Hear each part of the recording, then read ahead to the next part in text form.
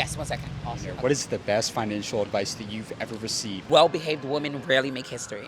Women who play by the rules, they won't really get anywhere. You got to break the rules. Now, you're in the oil business. I am. What business has made you the most money? I think manufacturing solar panels. And I think pumping crude oil. What's the biggest deal you've ever closed? It was like a $28 million deal. $20 million. Yeah, it was a $28 million deal. $28 $28 million deal, but I got commission. It wasn't my deal, but I did it in Puerto Rico. I did it in the airport, and the commission was hefty. In the oil business, or what was that? In the oil business, and I was 21. Are you a buyer or a seller? I feel like I'm both, depending on what the market is. But I'm a seller. I sell. Are you good at sales? I can sell water to a fish. Well, I've been selling for years. Right. I've been selling for years, and I was in corporate customer service for 10 years, so I know how to deal with people. What's your secret to selling? You're not asking the wrong questions. You're asking the wrong person. That's game right Yeah, there. keep asking. Go get a loan, sign up for whatever. Closed mouths don't get fed, and don't be afraid. Just go. If you don't go to the banks, if you don't try and find lenders, you're not gonna know what you need. So you weren't afraid to borrow money from No, banks? I borrow money all the time. Actually, I do. How do you leverage that debt into wealth, though? Well, I spread it out, and I multiply it. A lot of the times you say, okay, this is where we're gonna spend it, but I budget it and I spread it out, and a lot of the times I pay it back before it even makes what it needs to make. Big players. Have you ever met a billionaire? Dated billionaires. You dated billionaires?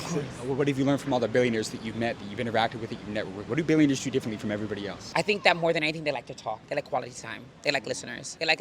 And they can separate the doers from the non-doers. You're gonna be a student for life and be open to that. It doesn't matter where you are. I'm constantly learning, and I'm gonna learn until my last breath. So billionaires, they love that. It's the playground, and you gotta take notes. You gotta file taxes like a billionaire. You gotta be a big girl if you want to be with the Have big you boys. filed taxes like a billionaire? All the time. Yeah? Yeah. So do you pay a lot in taxes? Or? I mean, I have several trust accounts, so. So what's the best way to not pay a lot of taxes? Because the wealthiest people I've met, they don't pay any taxes. I would say knowing how to do business, knowing how to write off, and then of course actually securing your wealth. And I want to say making sure that you have that generational wealth by having trust accounts, by having certain portfolios, and filing it properly, doing business properly, and knowing exactly how you can write off. You really have to have a really good financial advisor and have a really crazy financial team. Like, your team has to be hardcore. Invest in it. Invest in it, because the more you invest in the best financial advisors and the best. How long have you been a business owner? Well, I owned Solidcore for almost 10 years before I sold it. What investment made you the most money? Solidcore. But I mean, I put 175 grand into Solidcore, and it turned into $100 million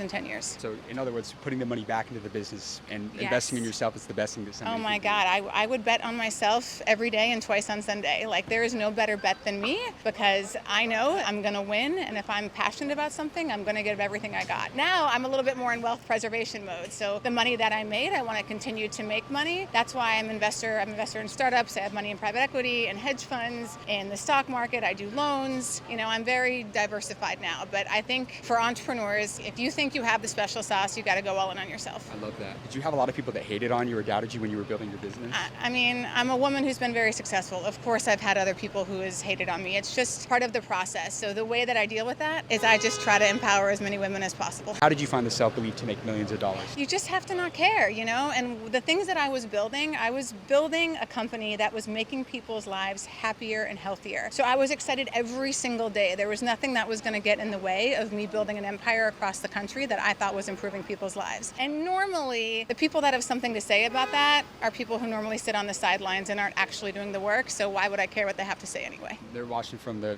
bleachers. They're not actually in the game. Exactly. And you know, the cheap seats are called cheap seats for a reason. Wow. I love that. That's game right there. These women prove success isn't handed out. It's claimed. Break barriers, own your power, and keep learning. Like, share, and subscribe to AQ. Inspired for more fearless stories.